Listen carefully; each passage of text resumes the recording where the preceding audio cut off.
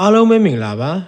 ကျွန်တော်တို့ Photonic PN Channel မှာကြိုဆိုပါရစေ။ဒီကနေ့ကျွန်တော်တင်ဆက်ပေးမယ့်အကြောင်းအရာလေးကတော့မြန်မာလိုဆိုရင်တော့တိတ်ပံဆုံးတော်ဟုအမည်ရပြီးတော့စာရေးဆရာတက္ကသိုလ်နန္ဒမိတ်ပြန်ရေးသားထားတဲ့စာအုပ်လေးဖြစ်ပါတယ်။မူလရေးသားသူမှာစာရေးဆရာမ Dorothy Sayra ရေးသားတာဖြစ်ပြီးတော့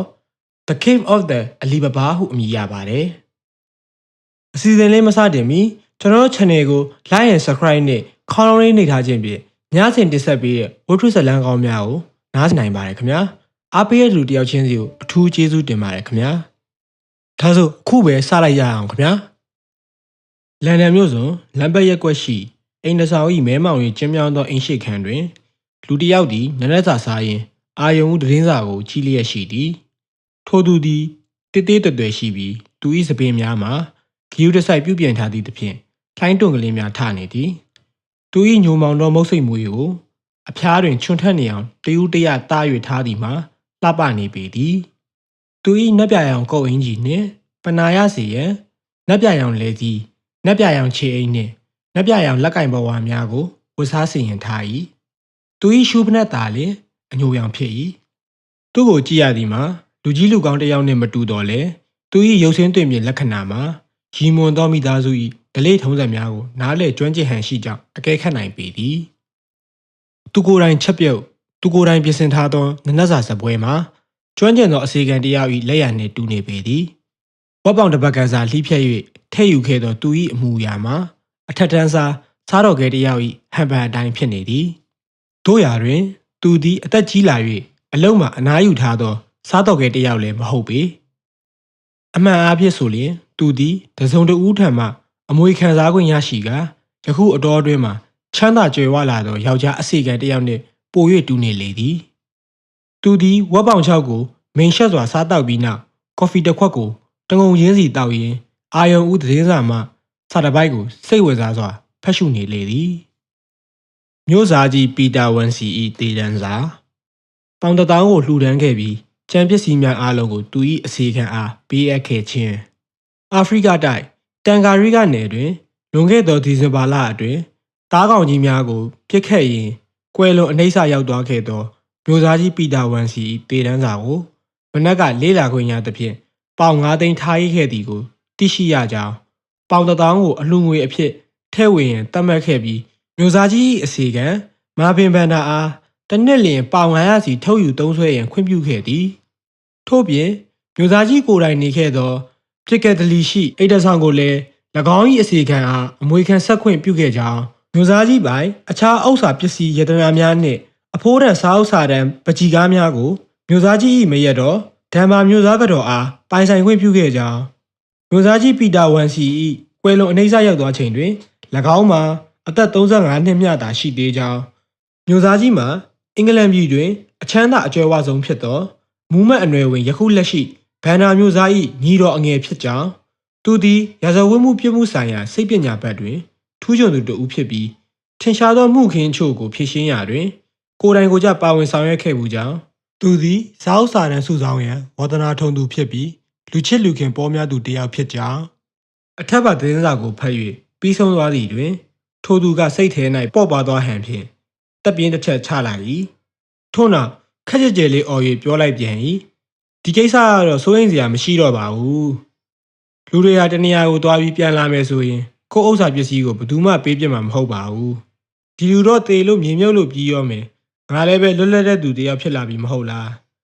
သူသည်ကော်ဖီကိုအပြီးသက်တောက်လိုက်ပြီးနောက်ထမင်းစပွဲကိုတင်းစီ၍ပကံခွက်များကိုဆေးကြောလိုက်သည်ပြီးလင်အုတ်ထုပ်တစ်လုံးကိုဆွဲကာအပြင်သို့ထွက်ခွာသွားလေသည်သူသည်ဘန်မွန်စီရက်ကွက်ထဲသို့ဘတ်စကားစီးကသွားခဲ့ပြီးပေါင်မဲသောလမ်းကြားများကို15မိနစ်ခန့်ဖြတ်၍ရှောက်သွားပြန်သည်ထို့နောက်စင်းရဲသားရက်ကွက်ထဲတွင်ဖွင့်လေရောင်းချလျက်ရှိသောစုတ်ချလာသည့်ရက်ဆိုင်တစ်ဆိုင်ထဲသို့ဝင်သွားကဝီစကီနှစ်ခွက်ကိုမှာယူလိုက်လေသည်အရက်ဆိုင်မှာတခုမှဖွင့်စားဖြစ်တော်လဲတောက်စားလိုသူအကိုကာလသားများက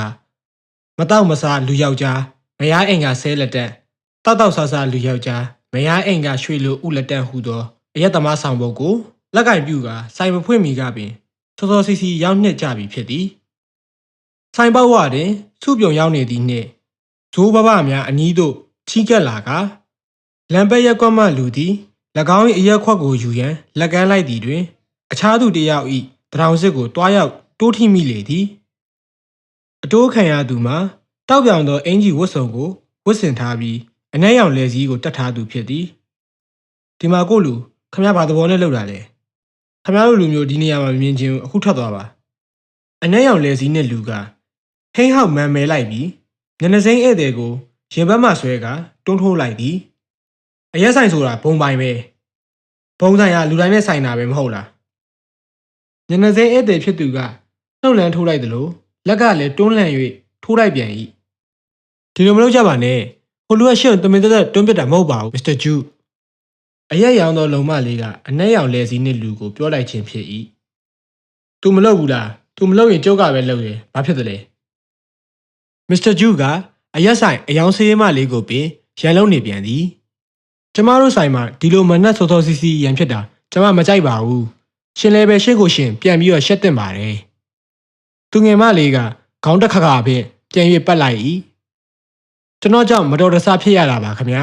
ကျွန်တော်ဟာအင်ကြီးအိမ်ကောင်းတွေမှာနေခဲ့ဘူးတဲ့လူတစ်ယောက်ပါဒီလိုအနောက်ရှက်ပေးတတ်တဲ့လူစားမျိုးမဟုတ်ပါဘူးဒါပေမဲ့ကျွန်တော်ကိုဘယ်သူကမှဆိုအနောက်ရှက်လာပေးမယ်ဆိုရင်တော့လမ်းပတ်ရက်ကွက်မှဆရာကစကားကိုအဆုံးမသက်ရသေးမီမစ္စတာဂျူးကအေးဆေးသောလေတံဖြင့်ဝင်၍ပြောလိုက်၏နောက်ဒီယိုလိုင်းသာခမရရဲ့အပြုအမူကိုဆင်ခြင်ပါလို့ပြောချင်တယ်။ကဲခမရဘာတောက်မလဲပြောစမ်းပါမစ္စတာဂျူးက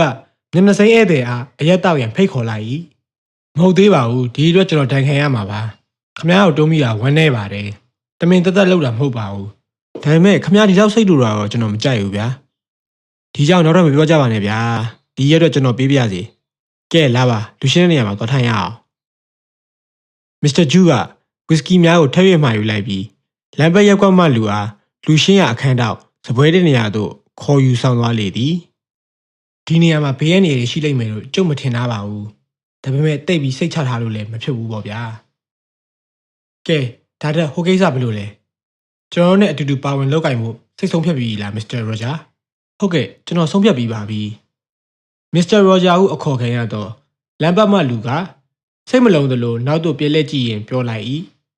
ကျွန်တော်အတွက်ဘာမှဘေးရန်နေရမရှိပဲအားလုံးနေရာတခြားဖြစ်မယ်ဆိုရင်တော့ကျွန်တော်ခမားနဲ့အတူတူပူးပေါင်းဆောင်ရွက်ပါမယ်ခမားတို့သတင်းပေးဖို့ကတော့ဝင်မလေးပါဘူးဒါပေမဲ့ကိုယ်တိုင်ပါဝင်ရမယ့်အလုပ်မျိုးဆိုတော့ကျွန်တော်တာဝန်မယူနိုင်ဘူးခမားနားလဲပါရဲ့နော်ခမားကလှုပ်ချင်တာလှုပ်ပါဆိုရင်တော့မှခွင့်ပြုမှာမဟုတ်ဘူးသူ့လုပ်ငန်းထဲမှာကျွမ်းကျင်ပြီးသားသူကိုမှနံပါတ်1ကတာဝန်ပေးတာပါခမားတာဝန်ကဘယ်ပစ္စည်းဘယ်နေရာမှာရှိတယ်ဘယ်လိုယူရင်ဘယ်လိုရမယ်ဆိုတာပြောဖို့ပါပဲကျန်တဲ့လက်တွေ့လုပ်ငန်းကြတော့အသင်းကတာဝန်ယူပါတယ်ဒီအသင်းကစနစ်တကျဖွဲ့စည်းထားတဲ့အသင်းဖြစ်တယ်ဒီအသင်းကိုဘယ်သူကဥဆောင်ပြီးလုပ်နေတယ်ဘယ်သူကပါဝင်နေတယ်ဆိုတာကိုခင်ဗျားသိရမှာမဟုတ်ပါဘူးခင်ဗျားကမသိတယ်လို့အခြားအသင်းသားတွေကလည်းခင်ဗျားကိုသိမှာမဟုတ်ပါဘူးနံပါတ်1တယောက်ပဲခင်ဗျားကိုသိမှာပါသူကတော့အသင်းသားတိုင်းကိုသိတာပဲဒါပြင်ခင်ဗျားကိုရောသိလားရောဂျာကမစ္စတာဂျူအားမေးလိုက်၏သိတာဗောမသိပဲနေမလားဒါမဲ့ကျွန်တော်တခြားခရိုင်တစ်ခုကိုပြောပြလိုက်မယ်ဒီနေ့ဒီနေရာမှာခမားနဲ့ကျွန်တော်နဲ့တွေ့ဆုံကြပြီးနောက်ထပ်တွေ့ဆုံကြရမှာမဟုတ်ဘူးအရရက်ဆိုင်ကအစည်းအဝေးတွေမှာပဲတွေ့နိုင်ခွင့်ရှိတော့မယ်ဒါမဲ့အဲ့အစည်းအဝေးကြရင်တော့အားလုံးကမျက်နှာဖုံးဆွတ်ထားရလို့တယောက်နဲ့တယောက်သိနိုင်ကြမှာမဟုတ်ဘူးကဲဆက်ပြောစမ်းပါအောင်ရောဂျာကစိတ်ပါဝင်စားဟန်ဖြင့်တိုက်တွန်းလိုက်၏လုပ်ငန်းစဉ်ကတော့ပထမခမားကိုနံပါတ်1စီခေါ်သွားမယ်သူကခမားကိုကြည့်မယ်ဒါပေမဲ့ခမားကသူ့ကိုမြင်ရမှာမဟုတ်ဘူး။သူကခမားကိုတင့်လျော်ရထင်ရင်အသိဝင်ဖြစ်လက်ခံပြီးဘယ်နေရာမှာသတင်းပို့ရမယ်ဆိုတာကိုပြောပြလိုက်မယ်။14ရက်တစ်ကြိမ်အုပ်စုလိုက်စီးဝေးပွဲလုပ်ပြီး3လတစ်ကြိမ်တင်းလုံးချုပ်စီးဝေးပွဲမှာအတင်းသားတစ်ယောက်စီကိုနံပါတ်အစင်လိုက်ခေါ်ပြီးသူရတဲ့ဝေစုကိုပေးလိုက်တာပဲ။ကဲကောင်းပါပြီ။အတင်းသား2ယောက်ကိုလုပ်ငန်းခွင်တစ်ခုထဲမှာတာဝန်ပေးရင်သူတို့2ယောက်ကမသိကြတော့ဘူးလား။နေ့ဘက်မှာလုပ်ရမယ့်လုပ်ငန်းဆိုရင်တော့သူတို့2ယောက်လုံးကိုရုပ်ဖြတ်ထားရမှာဖြစ်လို့သူတို့အဖေတွေကမှတ်မိနိုင်မှာမဟုတ်ဘူး။ဒါပေမဲ့လောက်ရမယ့်လုပ်ငန်းကအများအပြားညအချိန်မှလောက်ရတတ်ပါတယ်။ကျွန်တော်နားလည်ပါပြီ။ဒါပေမဲ့တရားရောက်ကကျွန်တော်နောက်ကိုနားရောက်ခံလိုက်လို့အင်ကိုတိသွားပြီးပလိတ်လက်အပ်လိုက်ရင်ဘယ်လိုလုပ်မလဲ။ဒါမျိုးတော့မဖြစ်နိုင်ဘူးစိတ်ချပါ။ဒီလိုစမ်းကြည့်တဲ့စိတ်ကူးမျိုးရှိရသူကတော့ပလိတ်ကိုသတင်းမပေးခင်မြစ်ထဲမှာပစွန်စိတ်ဆန်းနေမယ်ဆိုတော့စိတ်ချပါ။နံပါတ်1ကအသင်းဝင်တိုင်းကိုတိထားရဲဆိုတော့ခင်ဗျာယုံကြည်စေခြင်းနဲ့။အိုးဒါပြင်နံပါတ်1ကဘာလို့လဲ နံပါတ်1ကိုဘသူဆိုတာသိရင်ဘလောက်ပဲကုန်ကုန်ပုံဝင်မဲ့သူတွေအများကြီးရှိနေတယ်ဒါဖြင့်နံပါတ်1ကိုဘသူမှမသိဘူးဆိုပါတော့ဘသူမှမသိဘူးနံပါတ်1ကတော့တော်တော်အံ့ဩစရာကောင်းတဲ့လူပဲသူ့အမူအရာနဲ့လောက်ကင်ပုံကိုကြည့်ရင်ဒီလူဟာဂုံတည်ရှိလူကြီးလူကောင်းတစ်ယောက်ဖြစ်တယ်ဆိုတာပြောနိုင်ပါတယ်ဒီလူမှာခေါင်းတစ်လုံးနဲ့ရှိရဆိုပေမဲ့မျက်စိကအများကြီးရှိရဆိုတာခင်ဗျာသိစေချင်တယ်သူ့လက်တံဟာလည်းအင်္ဂလန်ကနေပြီးဩစတြေးလျထိရှိတယ်ဆိုတာခင်ဗျာမှတ်ထားစေချင်တယ်သူ့အကြောင်းနံပါတ်2ကလွဲပြီးအခြားဘယ်သူမှသိနိုင်မှာမထင်ဘူးကျွန်တော်အဖြစ်ဒီမျိုးသမီးတောင်မှနံပါတ်1အကြောင်းစုံစုံလင်လင်သိပါမလားလို့တန်တရားဖြစ်မိတယ်ဒါဖြင့်အသင်းထဲမှာအမျိုးသမီးတွေလည်းပါဝင်နေတယ်ပေါ့ဟုတ်လားမစ္စတာရော်ဂျာကအံ့ဩဟန်ဖြင့်မေးလိုက်၏ခင်ဗျားမယုံရင်လောင်ကြီးစားလေးလုပ်ကြမလားဒီခေတ်ဒီအချိန်မှာအမျိုးသမီးတွေလည်းမပါပဲဘယ်လိုကိစ္စမျိုးလုပ်နိုင်မှာလဲပြောစမ်းပါအသင်းထဲမှာအမျိုးသမီးတွေလည်းပါနေတဲ့အတွက်ကြောင့်မလို့ခင်ဗျားဘာမှပူစရာမလိုပါဘူးဗျာသူတို့စိတ်ချယုံကြည်လို့ရပါတယ်တွေးထွက်တန်ရွယ်ဖြစ်ပြီးခင်ဗျားမသိချင်သလိုသူတို့လည်းအသက်နဲ့ခန္ဓာကိုအိုးစားမကွဲစေချင်ပါဘူးကဲထားပါတော့ငွေကိစ္စဘယ်လိုလဲစွန့်စားအကျိုးနဲ့အောင်ထိုက်တန်အောင်ရရလားပြောစမ်းပါအောင်မစ္စတာဂျူကခါးကိုကိုင်း၍ရောဂျာအနီးသို့ကပ်ကတီတိုပြောလိုက်၏ဟာနေတလို့ရောဂျာကအတန်ထွက်အောင်ရေရွတ်လိုက်ပြီးဆက်၍မေးပြန်၏ဒါဖြင့်ဟိုကိစ္စအတွက်ကျွန်တော်အခုဘယ်လောက်ရမှာလဲခင်ဗျားဒီလုပ်ငန်းခွင်မှာပါတီဖြစ်စေမပါတီဖြစ်စေအခြားအသင်းသားတွေနဲ့ညီတူညီမျှဝေစုရမှာပါပဲကျွန်တော်အသင်းမှာအသင်းသားဥယျာဉ်90တော့ရှိတယ်ခင်ဗျားဝေစုက90ပုံတစ်ပုံရမှာပဲနံပါတ်1ရဲ့ဝေစုနဲ့ခင်ဗျားရမယ့်ဝေစုကတူညီတယ်လို့ကျွန်တော်ရမယ့်ဝေစုနဲ့လည်းအတူတူပဲဖြစ်တယ်တကယ်လားဗျနောက်နေရမဟုတ်မလားခင်ဗျားယုံချင်မယုံချင်နေပေါ့ဗျာဒီအသင်းမျိုးခင်ဗျားဘာမှရှာလို့တွေ့မှာမဟုတ်ဘူးအသင်းသားတွေကိုဝေစုညီတူညီမျှပေးတာဒီအသင်းပဲရှိတယ်နံပါတ်1ကလည်းအင်မတန်ဉာဏ်ပညာကြီးကျယ်တဲ့လူတစ်ယောက်ဆိုတာခင်ဗျားသိတာပဲမဟုတ်လားမစ္စတာဂျူးကအသင်းသားတစ်ယောက်အားစီယုံတင်သွင်းရာတွင်စိတ်ရှည်လက်ရှည်ရှိလာပေသည်ဒါထက်ခင်ဗျားတို့အသင်းကလုပ်ငန်းတွေတော်တော်များများလုပ်ရရဲ့လားမစ္စတာရောဂျာတီးလို့သောအချက်ကိုကောက်၍မေးလိုက်ပြန်၏နားထောင်ကျွန်တော်ပြောပြပါမယ်ခင်ဗျားကာရစ်တာရဲ့လေဆွဲဘဲရပြမှုနဲ့ဂေါ်လက်စတုံဘန်တိုက်လူရဲမှုကြီးအကြောင်းမှတ်မိမှာမဟုတ်ပေါ့နောက်ပြီးဖေပါရှင်အိမ်ဖောက်ထွင်းမှုကိုလည်းခင်ဗျားသတိရမှာပေါ့ဖရက်ရှင်ရဲ့ play ရတဲ့နာကိစ္စကိုလည်းခင်ဗျားမေးလိုက်ရုံနဲ့မထင်ပါဘူးဒီကိစ္စရဲ့အားလုံးကကျွန်တော်တို့အတင်းအရပဲလှုပ်ဆောင်ခဲ့ပြီးတော့ယနေ့အထိဘသူလက်ချက်ဆိုတာတိုင်းပြည်ကမသိကြသေးဘူးမဟုတ်လားမစ္စတာဂျူဤပြောစကားကိုကြားရတော့မစ္စတာရောဂျာကတေးကြသွားသလိုနှက်ခမ်းနှစ်ဆုံကိုရှာပြည့်ရက်လိုက်ရင်ဆက်၍မေးလိုက်ပြန်၏ကဲကောင်းပါပြီဗျာတကယ်လို့ကျွန်တော်ကတချို့တယောက်ဖြစ်နေပြီခင်ဗျားပြောတဲ့စကားကိုပလိတ်စီဓာတ်ရိုက်သွားပြောလိုက်မယ်ဆိုရင်ဘယ်လိုဖြစ်တယ်လဲပြောစမ်းပါအောင်ကဲခင်ဗျားဒီလိုလုပ်မယ်ဆိုရင်ရဲဌာနအောင်မရောက်ခင်တခုဖြစ်မယ်ဆိုတာတတိယထားပြီးရောဒါပြင်ခင်ဗျားတို့ကကျွန်တော်အမြဲစောင့်ကြည့်နေတယ်လို့ဆိုလိုသလားခင်ဗျားအသက်ကိုမနှက်မျောရင်ဆက်နှုတ်ကြည့်ပါလားတကယ်လို့ခင်ဗျားပလိတ်ကိုသွားတိုင်တော့လမ်းမှာဘာမှမဖြစ်ဘူးဆိုပါစို့ခင်ဗျားကပလိတ်ကိုခေါ်ပြီးအဲ့ဆိုင်ထဲရောက်လာရင်ကျွန်တော်ကိုတွေ့တော့မှာမဟုတ်ဘူးအဲ့အချိန်မှာကျွန်တော်ကနံပါတ်5စီကိုရောက်လိုက်မယ်နံပါတ်5ကဘာတူလဲအဲ့ဒါတော့ကျွန်တော်လည်းမသိဘူးနံပါတ်5ကရုပ်ဖြတ်တဲ့နေရာမှာပါရဂူတယောက်ပဲသူကပလတ်စတစ်ကိုပုံသွင်းပြီးခင်ဗျားကိုမျက်နှာအသစ်လက်ဝှေပုံစံအသစ်အားလုံးအသစ်ဖြစ်အောင်လုပ်ပေးနိုင်တယ်ကျွန်တော်တို့ဝိုင်းတော်သားတွေမှာခင်မီရဲ့နီးတွေမျိုးစုံရှိပါတယ်ဗျာရောဂျာကဂျူး၏စကားကိုသဘောကျပြီးရွှေကနေလေချုံလိုက်သည်ကဲဒါပြင်မင်းကိစ္စဘယ်လိုဆုံးဖြတ်မလဲဂျူးကဖန်ခွက်နှကန်းပေါ်မှာကြော်ရည်ကြည့်ရင်သူ့မိတ်ဆွေကိုမေးခွန်းထုတ်လိုက်လေသည်ခင်ဗျားကကျွန်တော်အတင်းကိစ္စတွေတော်တော်များများပြောပြထားပြီးပြီဒီတော့ကျွန်တော်အတင်းကိုမဝင်ဘူးလို့ပြောရင်ကျွန်တော်အသက်အန္တရာယ်စိတ်ချရပါမလားအိုးစိတ်ချရပြီလားဗျာခင်ဗျားကကျွန်တော်တို့ဘလို့မှအနောက်ရှက်မပေးရင်ခင်ဗျားအတွက်စိုးရိမ်စရာမရှိပါဘူးကဲဒါဖြင့်ကျွန်တော်အတင်းထဲဝင်မယ်လို့ပြောရင်ရောဒါလို့ဆိုရင်ကျွတ်တင်နေတာယင်းနီးကာကိုမကြမတင်၄လတွင်၌များပြင်ပေါ်ရဲ့2သိန်းကျွဲလို့ဆိုတဲ့အလင်းကားလို့2သိန်းကျွဲအောင်၄လအောင်စောင့်စရာမလိုပါဘူးအခုချက်ချင်းတသေးဖြစ်ပြီးတော့ဂုံသေးရှိတဲ့လူကြီးလူကောင်းတယောက်လို့ခင်ဗျားနေထိုင်နိုင်ရစီရမယ်ဗျာခင်ဗျားအရင်နီးပြရမှာကတော့ခင်ဗျားရဲ့အမှုထမ်းခဲ့တဲ့အိမ်တွေရဲ့အကြောင်းခင်ဗျားသိတဲ့လောက်ကျွန်တော်တို့ကိုဖွင့်ပြောဖို့ပဲဖြစ်တယ်ခင်ဗျားကအသင်းထဲမှာရိုးရိုးဖျောက်နဲ့တစ္ဆာဆောင်မယ်ဆိုရင်ခင်ဗျားလက်ဖြားမှာငွေတီးနေမှာအမှန်ပါပဲဗျာဂျူးရဲ့စကားအဆုံးတွင်ရောဂျာကစဉ်းစားတွေးတောနေခိတ္တမြနှုတ်ပိတ်၍နေလိုက်၏ကျွန်တော်လုပ်မယ်ဗျာရောဂျာစိတ်ကိုဆုံးဖြတ်ပြီးသူ၏ဆန္ဒကိုထုတ်ဖော်ကြေညာလိုက်၏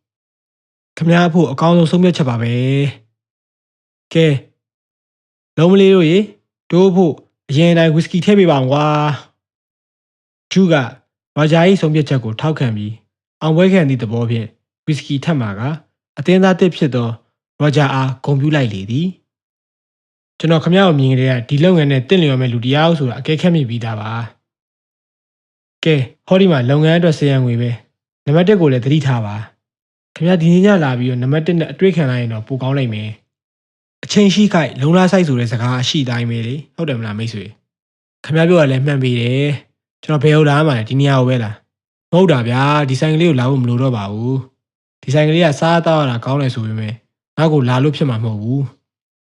ကဲခင်ဗျာဘာလုပ်ရမလဲဆိုတာပြပြပါမယ်ဒီနေ့ည10:00နာရီတိတိအချိန်မှာလမ်းဘက်တရားကိုဖျက်ပြီးတော့မြောက်ဘက်ကိုလာခဲ့ပါအဲ့နေရာမှာအဝါရောင်တက်စီကားတစ်စီးရထားတွေ့လိမ့်မယ် driver အင်ဂျင်ကိုတစ်ခုလုံးနေတာတွေ့ပါလိမ့်မယ်ခမရကားသမားကိုခီးသွားဖို့အချိန်ကြီးကောင်းရလားလို့မေးလိုက်ပါဒီတော့ကားသမားခမရသွားမဲ့ခီးကိုလည်းပြောစမ်းပါအောင်လို့ပြန်မေးလိုက်မယ်ကျွန်တော်ကိုလန်ဒန်နံပါတ်1စီပို့ပေးပါဗျာလို့ခမရပြန်ပြောလိုက်ပါလန်ဒန်မှာနံပါတ်1ဆိုတဲ့ဆိုင်တစ်ဆိုင်ရှိတယ်ဒါပေမဲ့ကားသမားကခမရကိုအဲ့နေရာခေါ်သွားမှာမဟုတ်ပါဘူးခမရကိုခေါ်သွားမဲ့နေရာဆိုတာကလည်းခမရသိရမှာမဟုတ်ဘူးဒါကြောင့်လဲဆိုတော့တစီကားကမှန်တကားတွေကိုအားလုံးပိတ်ထားပြီးခမရကိုခေါ်သွားမှာဖြစ်လို့ပါပဲအဲ့ဒါပထမအဆုံးအချိန်သွားတဲ့အခောက်ဆိုရင်ဒီကိုပဲသွားရမယ်လို့အတင်းကစီကံသတ်မှတ်ထားလို့ဖြစ်တယ်ဒီတော့ခမရခွင့်ပြုရမှာပဲနောက်အခါခမရအတင်းဝင်တယောက်ဖြစ်လာရင်တော့ဘယ်နေရာဘယ်ဒေသမဆိုပြောပြထားပါမယ်ခမရအဲ့ဒီကိုရောက်သွားရင်ကျွန်တော်ပြောပြထားတဲ့အတိုင်းလိုင်းနာဆောင်ရွက်ပါအမှန်တိုင်းလည်းပြောပြပါမဟုတ်မဟန်လုံးမဲ့ကျရင်တော့နံပါတ်1ကခမရကိုအကြောင်းပြပါလိမ့်မယ်ကဲနားလည်ပြီမလားဟုတ်ကဲ့ကျွန်တော်နားလည်ပါပြီခမရကြောက်တော့မကြောက်ပါဘူးဟုတ်လားကျွန်တော်မကြောက်ပါဘူးကောင်းပါဗျာကဲကျွန်တော်တော့ကြမှာကောင်းလိမ့်မယ်ထင်တယ်ခမရနဲ့ကျွန်တော်နဲ့နောက်ထပ်တွေ့ရတော့မှာမဟုတ်လို့အခုကတည်းကနှုတ်ဆက်ထားမယ် goodbye တို့နှစ်ယောက်ဒီစနေရက်တကားကိုတွန်းရထွက်လာပြီးညက်ပတ်ပြီးတော့လမ်းမပေါ်တွင်လူစုခွဲလိုက်ကြလေသည်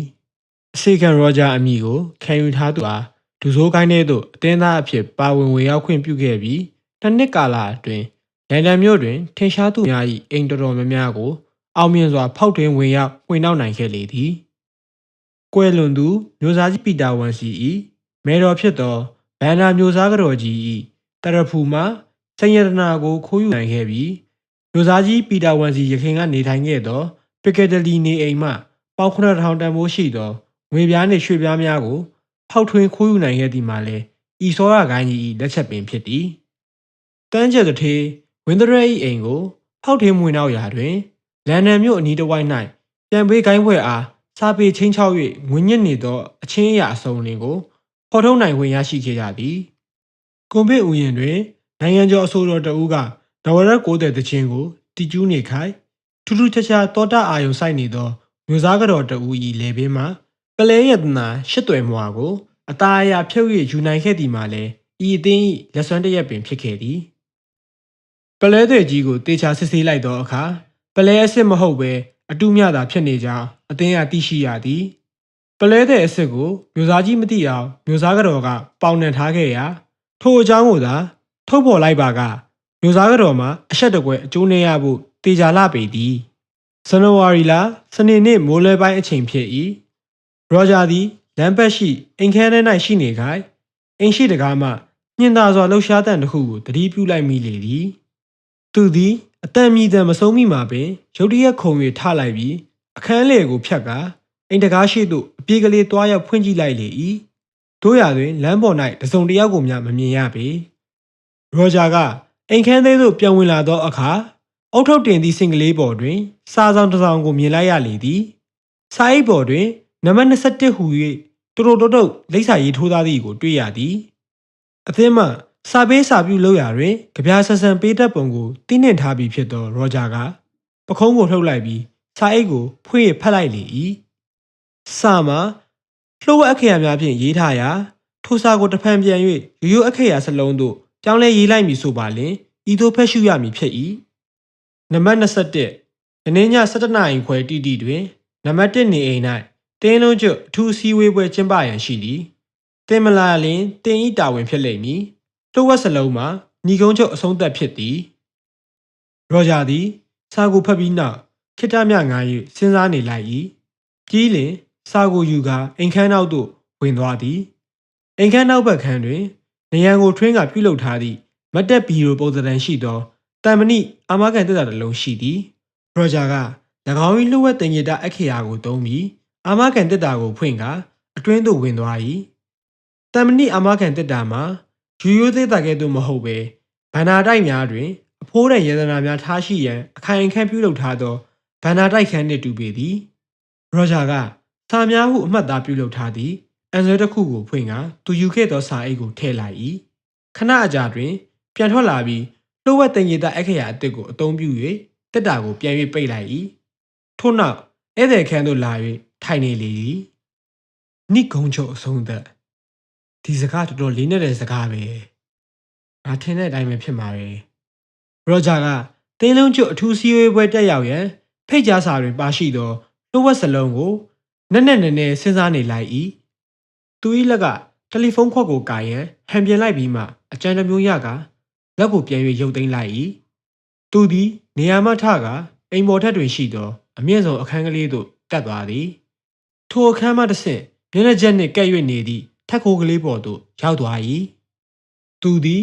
ရက်မများပေါ်တွင်တွားရင်ထက်ခိုးကလေး၏အစွန်းတောက်တနေရာသို့ရောက်ရှိလာသည်ပြင်များတစ်ချက်ပေါ်တွင်တက်ဆင်ထားသောခလုတ်ကလေးကိုနှိပ်လိုက်သည်နှင့်တပြိုင်နက်တကဝက်တစ်ခုပွင့်လာသည်ကိုတွေ့ရ၏ရောဂျာက၎င်းတကဝက်အပေါက်ကလေးမှထွက်လိုက်သည်တွင်အခြားအိမ်တဆောင်၏ထက်ကိုကလေးထဲသို့ရောက်ရှိသွားလေသည်ထိုထက်ကိုကလေးထဲမှကျဉ်သာသောခွန်ကြီးတန်များကရောဂျာအားစီးကြိုလိုက်ကြ၏ထက်ကိုခေါမိုးတွင်အလင်းရောင်ဝင်နိုင်ရန်အပေါက်တစ်ပေါက်ရှိရာ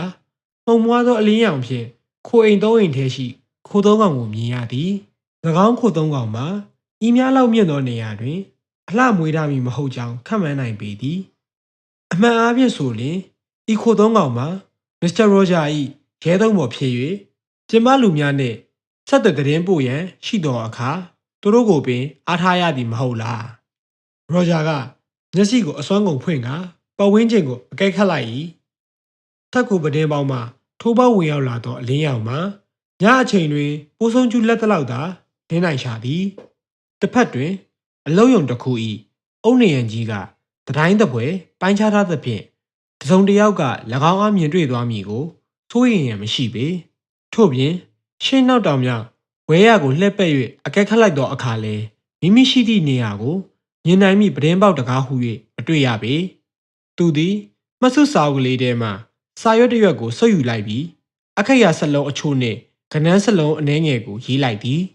ထို့နောက်စာရွက်ကလေးကိုလိတ်ကခိုတကောင်၏တောင်ပံတွင်ချီနှောင်ပေးလိုက်ပြီးလျှင်ခိုကလေးကိုပဒင်းပေါက်တကားဖောင်တွင်ဂီယူတစ်ဆိုင်တင်ထားပေးလိုက်သည်ခိုကလေးသည်လောင်ရင်ထဲတွင်အတန်ကြာနေခဲ့သဖြင့်ညောင်းညနေဟန်တူသည်ခိုကလေးသည်၎င်း၏ပန်းရောင်တန်းနေသည့်ခြေထောက်များကိုတကားပေါင်ပေါ်တွင်ထိုမှဤမှလှုပ်ရှားနေပြီးအတောင်များကိုလည်းကြွားချီချချီလှုပ်ကအရှိန်ယူနေလိုက်သည်ထို့နောက်တောင်ပံကိုဖြန့်ကမဲမောင်စာပြုနေပြီဖြစ်သောကောင်းကင်ယံသို့ပြန်ဝဲပြောက်ွယ်သွားလေသည်ရောဂျာက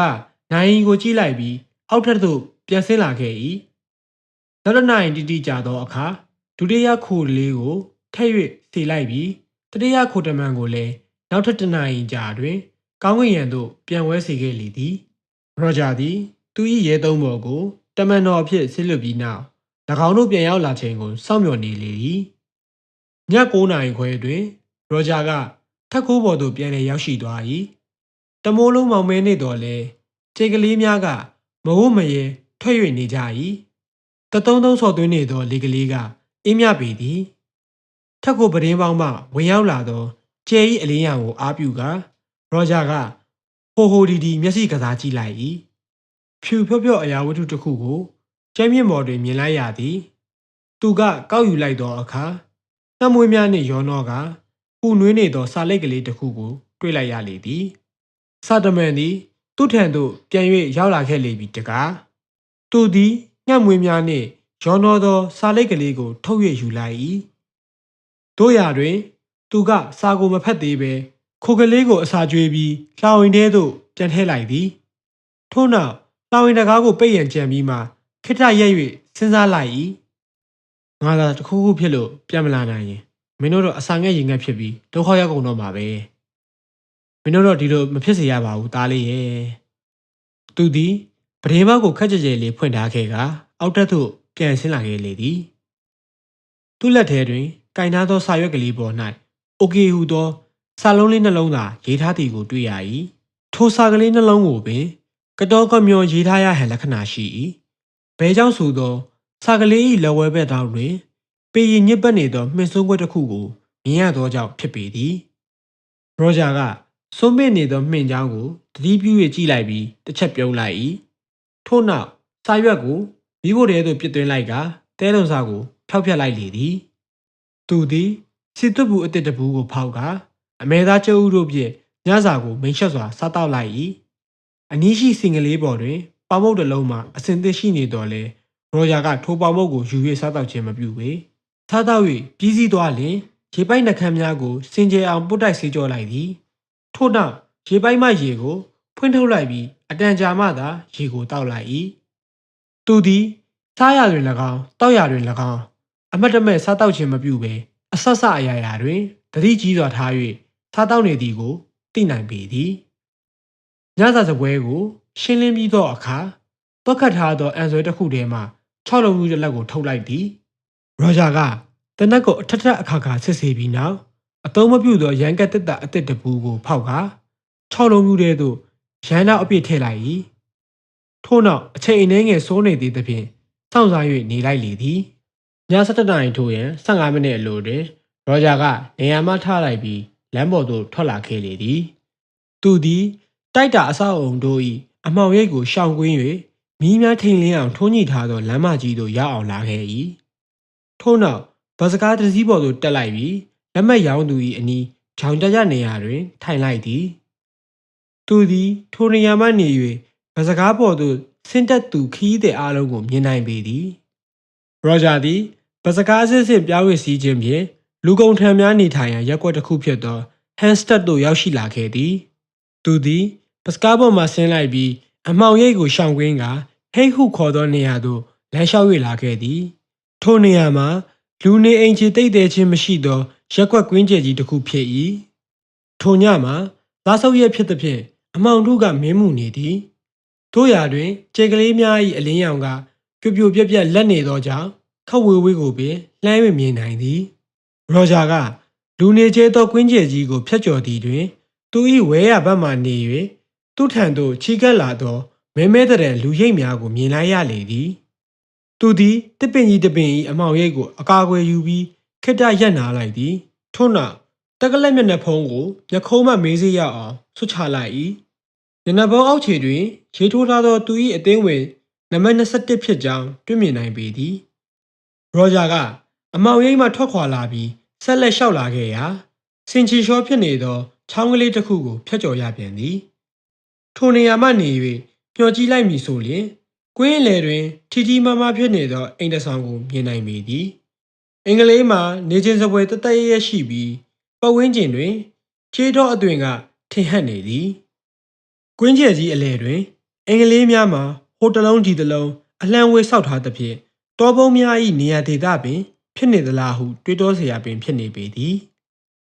ဆေးရဂိုင်းသားတဦးဖြစ်သောရောဂျာကအသင်း၏အဓိပတိစောရတို့၏ကဝီတဆူဖြစ်သောဩခရာကြီးအိမ်တကားသို့သူ့လိုပင်ညနေဖုံးဆွတ်ထားကြသောမိုးမှန်6ယောက်ကသူ့အားဝိုင်းမီလူမတက်ရှိနေကြလေသည်တကားနှင့်အနီးကပ်ဆုံးနေရာသို့ရောက်နေသောအသင်းသားတစ်ယောက်ကတကားကိုခောက်လိုက်၏ခဏကြာလျင်တကားမှပွင့်သည်ဆိုယုံများအနှဲငယ်သာပွင့်လာသည်ကိုတွေ့ရသည်အပြင်မှာအသင်းသားကဟထားသောတကားပေါက်သို့ခေါင်းသွင်းပြီးတစုံတစ်ခုကိုပြောတန်ကြားလိုက်ရ၏စကားတန်တိတ်သွားလျင်တကားပေါက်မှာခက်ကြကြဲပွင့်သွားပြီးအပြင်မှအသင်းသားအထဲသို့ဝင်ရောက်ပြောက်ွယ်သွားသည်ထိုသူဝင်ရောက်ပြီးသည့်နေ့တစ်ပြိုင်နက်တကားမှပြန်၍ပိတ်သွားသည်ကိုတွေ့လိုက်ရသည်အသင်းသား3ယောက်အိမ်ထဲသို့ဝင်သွားပြီးနောက်ရောဂျာ၏အလှည့်သို့ရောက်လာလေသည်သူကတကားကို3ချိန်တိတိခက်ကြကြဲခောက်လိုက်ပြီးခက်တိုးတိုး2ချိန်ထပ်၍ခောက်လိုက်သည်တကားမှာ2လမ်းမှ3လမ်းမှခန့်သာပွင့်လာပြီးဟထားသောတကားကြားတွင်နေရွက်တစ်ဖက်ပြူထွက်လာသည်ရောဂျာကနိဂုံချုပ်အသုံးသက်ဟုတီးတိုးလေတံဖြင့်ပြောလိုက်လေသည်နှင့်တပြိုင်နက်နေရွက်တစ်ဖက်မှပျောက်ကွယ်သွားပြီးတကားပေါက်ကိုခက်ကြကြဲဖွင့်ပေးလိုက်လေသည်နောက်ထပ်နှုတ်ဆက်စကားတစ်စုံတရာမပြောတော့ပဲ21ကအိမ်ထဲသို့ဝင်ရောက်သွားကလဝဲဘက်ရှိ ရုံခန်းနှင့်တူသောအခန်းချင်းကလေးထဲသို့ရောက်ရှိသွားသည်အခန်းထဲတွင်စပွဲတစ်လုံးကလထိုင်နှလုံးနှင့်မိအမခန့်တက်တာတစ်လုံးရှိသည်စပွဲတွင်ညနေခင်းဝတ်ဆင်ဆင်မြန်းထားသောကိုလုံးကုန်ဘက်တောက်တင်တန်မာသည်လူတစ်ယောက်ထိုင်လျက်ရှိသည်ကိုမြင်ရသည်သူရှိတွင်လေရှာစရင်စာအုပ်ကြီးတအုပ်ကိုလည်းမြင်ရ၏အခန်းချင်းကလေးထဲသို့ဝင်ရောက်လာသောအတင်သားကသူဝင်လာခဲ့သောတကားပေါက်မှတောခလောက်ကိုဂယူတစ်ဆိုင်ပိတ်လိုက်ရ၏ကလေးဟူသောမိတဲ့နှင့်အတူတောခလောက်ကပိတ်ပြီးသားဖြစ်သွားလေသည်ထို့သူကစပွဲရှိသို့တိုးသွားကနံပါတ်21ပါခမည်းဟုတည်င်းပို့လိုက်ပြီးရိုသေလေးစားသောအမူအရာဖြင့်ရက်၍စောင့်ဆိုင်နေလိုက်လေသည်စပွဲတွင်ထိုင်နေသောကိုလုံးကိုထဲတောက်တင်းသည့်လူကြီးကနံပါတ်21အားမော်ဝေးကြည့်လိုက်ရာထိုလူကြီး၏မျက်နှာဖုံးမှာနံပါတ်1ဟူသောအမှတ်သားကိုမြင်တွေ့လိုက်ရလေသည်ထိုသူ၏မျက်လုံးပြများမှဆူးရှမာကြောသောအသွင်ကိုစောင့်နေပြီးရောဂျာအားစစ်စစ်ဆက်ဆက်အကဲခတ်၍ကြည့်လိုက်လေသည်စောရဂိုင်းသားတို့၏အဓိပတိဖြစ်သောနံပါတ်1ကအမူအရာတစ်ခုကိုပြလိုက်သဖြင့်ရောဂျာက၎င်း၏မျက်နှာဖုံးကိုချွတ်လိုက်ရလေသည်သူ့အတန်မှာသူ့မျက်လုံးများလိုပင်ခက်ထန်မှကြောလှသည်မျက်နှာဖုံးဆွနောက်ကွယ်မှမလုံးမရက်စူးစိုက်၍ကြည့်နေသောဥက္ကဋ္ဌ၏မျက်လုံးတံကိုရောဂျာကကြကြမခံနိုင်ပဲစိတ်ထဲ၌မအီမသာဖြစ်လာသည်ထို့ကြောင့်စိတ်သက်သာရစေရန်ခြေထောက်နှစ်ဘက်ကိုဟိုတီရွှေ့၍လှုပ်ရှားလိုက်သည်ပြီးမျက်လွှာကိုလည်းအောက်သို့ချလိုက်သည်နံပါတ်1ကထွက်ခွာသွားနိုင်ပြီဖြစ်ကြောင်းအချက်ပြလိုက်သောအခါမှာရောဂျာကစိတ်ကြင်ကြက်မှုကင်းလွတ်သွားသလိုတပ်ပြင်းတစ်ချက်မတိမတာချလိုက်ရင်မျက်နှာဖုံးကိုပြန်တက်ကအခန်းတွင်းမှထွက်လာခဲ့လေသည်စောရဂိုင်းသားတို့တင်းလွတ်ချက်စီဝေးပွဲပြုလုပ်ရန်တတ်မှတ်ထားသောခန်းမကြီးမှာ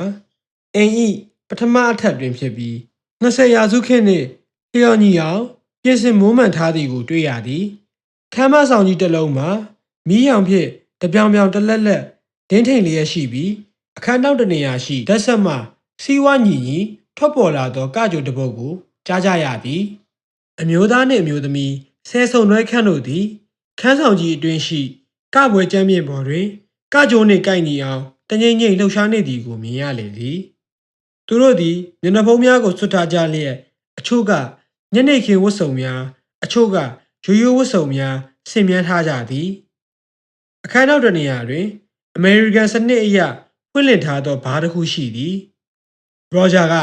ဘားဆိုင်ဖွင့်ထားသည့်နေရာသို့ရောက်လာပြီးဝီစကီတစ်ခွက်မှာယူလိုက်၏သူသည်ဘားကောင်တာကိုမိကအရက်ခွက်ကိုဖြည်းဖြည်းချင်းတောက်နေလေသည်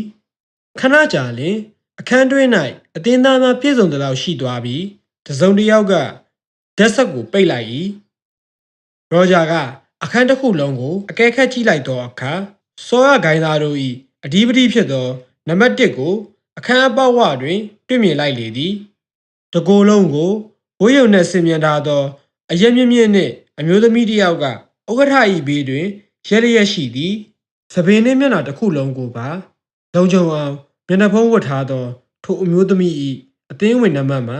နံပါတ်2ဖြစ်ကြောင်းရောဂျာကတတိပြုမိလိုက်၏စောရမယ်၏တောက်တင်းသောကိုယ်လုံးကိုပါဖြောက်တန်းသောပေါင်တံ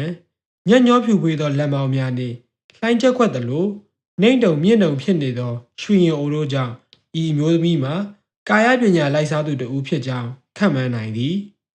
ထို့ပြင်နတ်မအောင်တောက်ပြောင်နေသောဂဒီပါမျက်နှာဖုံးအတွင်းမှခြေကလေးများလက်သလိုတစ်ဖြက်ဖြက်လှုပ်ရှားကစားနေသောမျက်လုံးတစ်စုံကိုကဲကက်ခြင်းအပြင်ဤအမျိုးသမီးမှာဉာဏ်ပညာဩဇာထက်မြက်သူဖြစ်ကြောင်းအတက်သိနိုင်ပေသည်ဂုံသေးရှိအမျိုးသမီးများနှင့်လူကြီးမင်းများခမညာဥက္ကဋ္ဌကြီးအတန်ကရတနာရွှေကူအတွင်းမှထွက်ပေါ်လာသောကေတရာဇချစ်တစ်မေ၏အတန်လိုခန့်ညာထဲဝါလှပေသည်အတင်းသားတို့၏သခင်စောရဘရင်ဖြစ်သောဥက္ကဋ္ဌကြီးသည်ခမ်းမဆောင်၏ထိပ်ဘက်တွင်နေရာယူလျက်ရှိပြီးအသင်းဝင်နံပါတ်2ဖြစ်သူအမျိုးသမီးက၎င်းဘေးတွင်ထိုင်လျက်ရှိသည်နံပါတ်2ကမျက်လွှာချကာအင်္ဒရီယထိုင်နေတော်လဲ၎င်း၏လက်နှစ်ဖက်ကကလထိုင်နှစ်ဖက်ကိုတင်းကျပ်စွာဆုပ်ကိုင်ထားသောကြောင့်အမျိုးသမီး၏တကိုယ်လုံးမှာတောက်တင်၍နေသည်ဟုထင်မှတ်ရသည်ဂုံသေးရှိအမျိုးသမီးများနှင့်လူကြီးမင်းများခမညာယနေ့စီဝေးပွဲမှာကျွန်တော်တို့အထက်ကအသင်းသား2ယောက်ရောနေတယ်ဆိုတာအားလုံးသတိပြုမိလိမ့်မယ်လို့ထင်ပါတယ်ဥက္ကဋ္ဌကြီးစကားဆုံးတွင်အားလုံးလှုပ်ရှားသွားကြသည်ကိုမြင်လိုက်ရ၏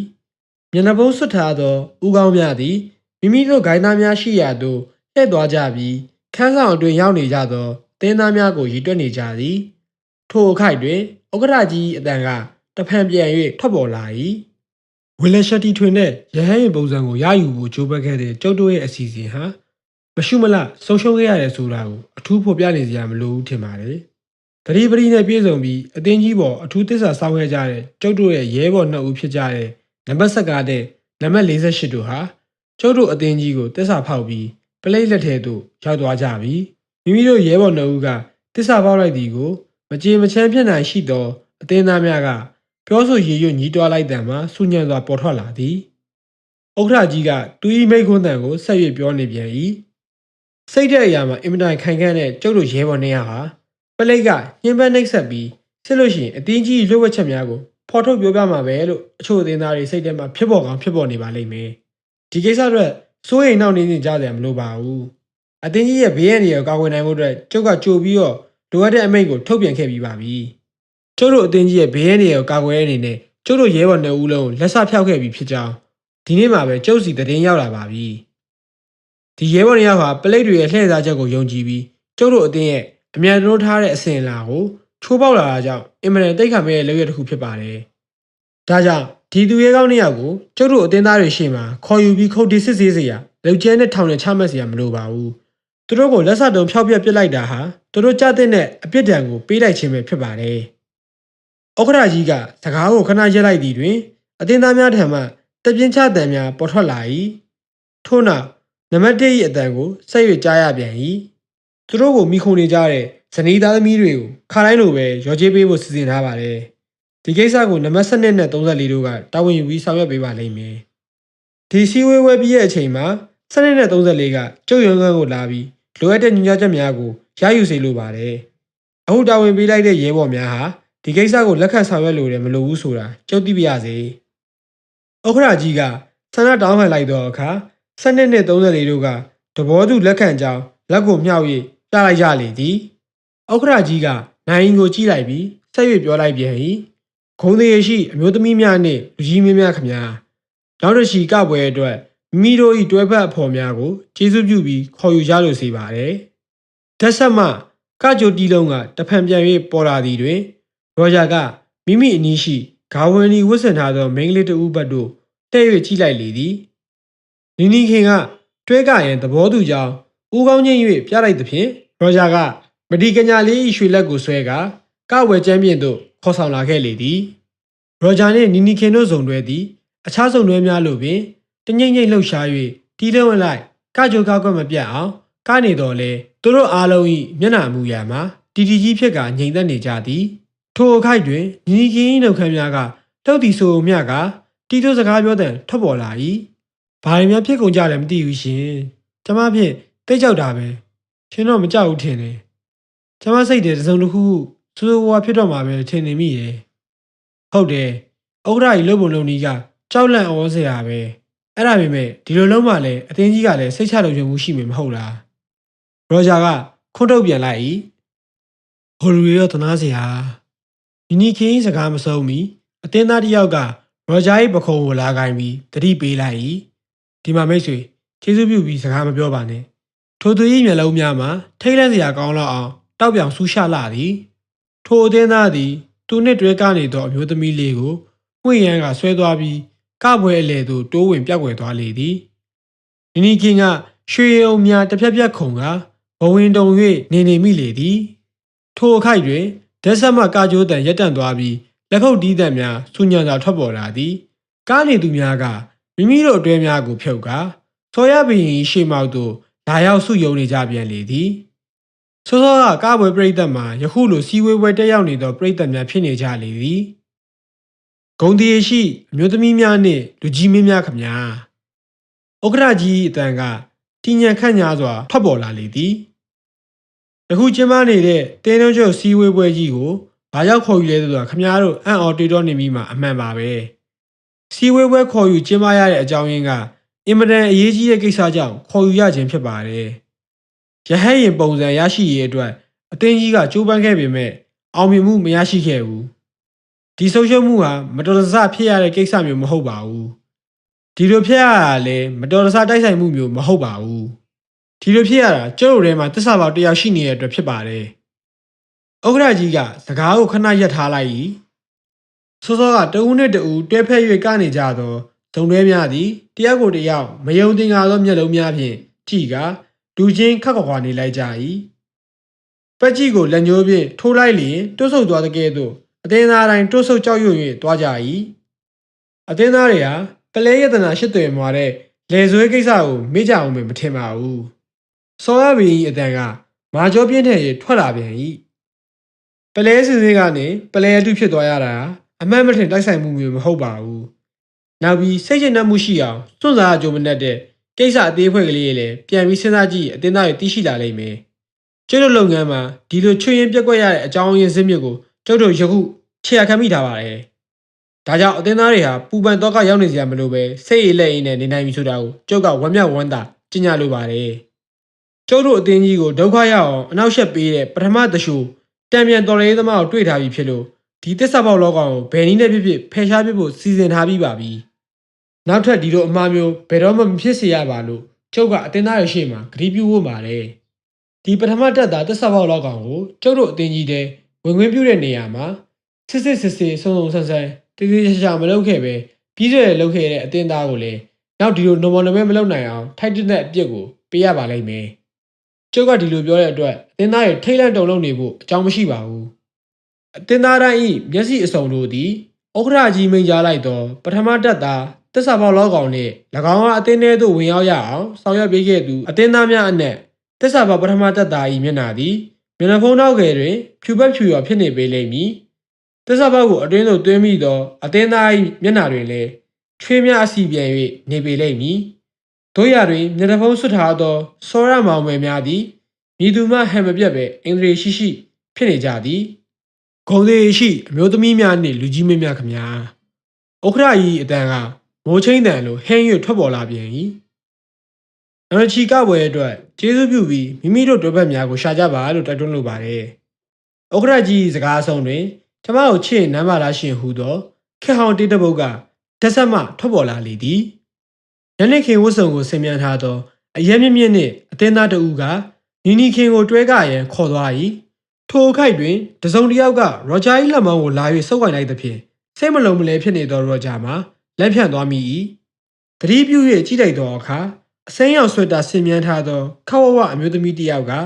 ၎င်း၏အေးဆက်နေသောလက်ဖြင့်မိမိအားတွဲကရန်ခေါ်နေခြင်းဖြစ်ကြောင်းတွေ့လိုက်ရပါသည်ရော်ဂျာကခင်များနောက်သို့လိုက်ပါသွားပြီးတွဲကနေသလိုအခြားစုံတွေများကကကြိုအတိုင်းလိုက်၍လှုပ်ရှားနေကြလေသည်ဂုံသေးရှိအမျိုးသမီးများနှင့်လူကြီးမင်းများခမညာကျေးဇူးပြုပြီးကောက်ပွဲကိုစိတ်အေးလက်အေးပါဝင်ဆင်နွှဲကြဖို့မြတ်တာရက်ခံပါတယ်ကျုပ်တို့ဟာအခုအစည်းအဝေးတစ်ခုကျင်းပနေရမဟုတ်ပါဘူးကောက်ပွဲကြီးတစ်ခုကျင်းပနေခြင်းသာဖြစ်ပါတယ်ရော်ဂျာကသူ့တွဲဘက်ခင်များကိုကလတ်ထိုင်တစ်လုံးပေါ်တွင်ထိုင်စေပြီးရေခဲမုတ်တစ်ခွက်ယူပေးလိုက်၏သူမ၏ရွှေရုံများတစ်ဖြက်ဖြက်ခုံလုံးလျက်ရှိသည်ကိုရော်ဂျာသည်တတိပြုမိလိုက်လေသည်ဂုံသေးရှိအမျိုးသမီးများနှင့်လူကြီးမင်းများခမညာအတင်းသားတွေကတစ္ဆာဖောက်ဘသူဆိုတာသိကျင်တဲ့စိတ်စောနဲ့ရှင်တမမဖြစ်နေမယ်ဆိုတာကြုံနားလေပါတယ်နောက်ပြီးဒီပထမတက်သားကိုအတင်းနဲ့ဆွဲထက်လာတဲ့လက်တဲ့တရားခံဘသူလဲဆိုတာကိုလည်းသိကျင်နေကြမှာပဲအခုဒီတရားခံရဲ့အမည်ကိုကြေညာပါမယ်ခမ်းမကြီးတစ်ခုလုံးမိကိုရေနဲ့ငိမ့်လိုက်သလိုတိတ်ဆိတ်၍နေသည်အတန်ပလန်ဟူ၍မြည်သူအတန်ကိုမှမကြားရလှုပ်ရှားမှုဆို၍လည်းမြည်သည့်အရာကိုမှမမြင်ရစောရဂိုင်းသားများသည်တတိတ်တိတ်ခုန်နေသောဘဝင်ဖြင့်စောရဘရင်ဤမိခွန်းကိုနားဆွနေမိကြလေသည်ကျုပ်တို့အတင်းကြီးကိုငွေဝေးကပတ်ပိုက်မိအောင်လုပ်တဲ့တရားခံကတော့နံပါတ်39ပဲဖြစ်ပါတယ်ဥက္ကဋ္ဌကြီးစကားအဆုံးတွင်အတင်းသားတယောက်ကလဲမျိုးကိုအညစ်ခံရသောအသက်နဲ့ကြီးဖြင့်ကြောက်လန့်တကြာ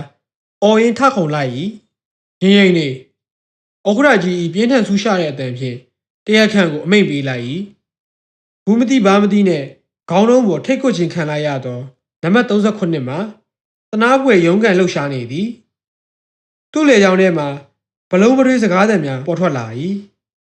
ကျွန်တော်မှအပြစ်မရှိပါဘူးကျွန်တော်တက်ဆာဆူရဲပါတယ်မင်းငြိမ်နေစမ်းပါမင်းကစကားပြောတဲ့နေရာမှာရောအလုပ်လုပ်တဲ့နေရာမှာရောပေါ်ပေါ်ဆဆပြောတဲ့လုပ်တဲ့လူတစ်ယောက်ပဲဒီအတွက်မင်းကိုထိုက်တန်တဲ့ပြစ်ဒဏ်ကိုပေးရလိမ့်မယ်မင်းရဲ့ချွတ်ရဲပြုတ်ကွက်မှုကိုခုခံပြောချင်ရင်နောက်မှပဲကြုံနားထောင်နိုင်မယ်အခုမင်းထိုင်နေစမ်းပါဥက္ခရာကြီးအမိတ်ကိုဘလုံးဆန်းရဲသောနံပါတ်39က ကလထိုင်တစ်လုံးပေါ်တွင်စိတ်ပြက်လက်ပြက်ထိုင်ချလိုက်၏ထို့နောက်လက်ကပ်ဘဝကိုထုတ်ကညနေပုံးစောအောက်မှရှိသောချွေးများကိုတုံနေလေသည်အရက်မြင့်မြင့်ဗလာကောင်ကလူနှစ်ယောက်ကနံပါတ်39အနီးသို့တိုး၍ကပ်နေကြသည်ကျန်အသင်းသားများကကာလာနာဖြစ်နေသောလူမမာတယောက်အနီးမှရှောင်ဝေး၍သွားသလိုခက်ဝဝေးသို့ဆုတ်ခွာပြီးနေရာယူလိုက်ကြလေသည်ထိုအခိုက်တွင်ဥက္ကရာကြီးအတန်ကစီရော်ကြီးကိုတီးခတ်လိုက်သလိုခမ်းမတစ်ဆောင်လုံးဖုံးလွှမ်းသွားအောင်ဟင်း၍ထွက်ပေါ်လာပြန်သည်ဂုံသေးရှိအမျိုးသမီးများနှင့်လူကြီးမင်းများခမညာကျုပ်တို့စောရကိုင်းကိုပျက်စီးရပျက်စီးကြောင်းဖြစ်အောင်လှုံ့ဆော်နေတဲ့တက်စပေါက်လောက်ကောင်ကိုယခုကျင်ညာပါမယ်နံပါတ်21ရှစ်ထွက်ရလိုက်စမ်းပါရောဂျာကဥက္ကရာကြီးအမိန်တိုင်းရှေ့သို့ထွက်လာပြီးဥက္ကရာကြီးနှင့်မျက်နှာစင်းဆိုင်၍ရက်လိုက်၏48စုံသောမျက်စိတို့ကရောဂျာအားယွန်းသောမုန်းသောကြောက်သောအမူအရာမျိုးဖြင့်တပြိုင်နက်ဆူဆိုင်၍ကြည့်လိုက်ကြ၏သူတို့၏မျက်လုံးများမှာဒေါသဖြင့်မိဝဝင်းတောက်နေသည်ဟုပင်ထင်မှတ်ရသည်အတင်းသားနှစ်ယောက်၏ချုပ်ကိုင်ခြင်းခံနေရသောနံပါတ်38ဖြစ်သူမစ္စတာဂျူးကအသင်းဝင်နံပါတ်21ဖြစ်သူမစ္စတာရောဂျာကိုမြင်တွေ့လိုက်ရသောအခါ